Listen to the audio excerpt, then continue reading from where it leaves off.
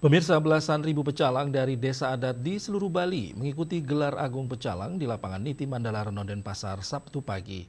Kegiatan ini digelar untuk memperkuat kesiapsiagaan menjaga keamanan Bali, khususnya karena Hari Raya Nyepi tahun ini berdekatan dengan malam takbiran Idul Fitri.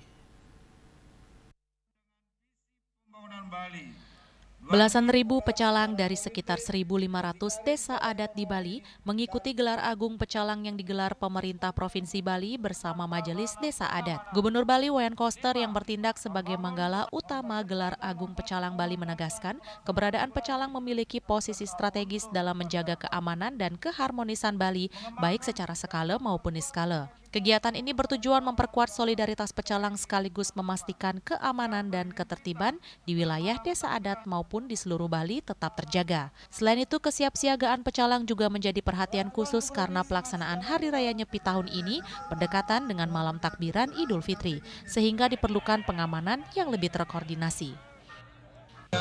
Pecalang seluruh Bali itu solid, semangat, ngayah, dengan penuh disiplin, tanggung jawab dan dedikasi untuk menjaga wiwidangan desa adat di seluruh Bali agar keamanan Bali terjaga dengan baik, termasuk juga secara spesifik tahun ini dalam rangka pengamanan Hari Raya Nyepi yang berkaitan dengan Hari Raya Idul Fitri, supaya Bali ini tetap kondusif dan citra pariwisata Bali juga baik. Ditambahkannya pecalang dapat mengambil peran aktif mengamankan wilayah desa adat masing-masing, sehingga perayaan Nyepi maupun malam takbiran dapat berlangsung aman, tertib, dan penuh toleransi. Winata, Bali TV.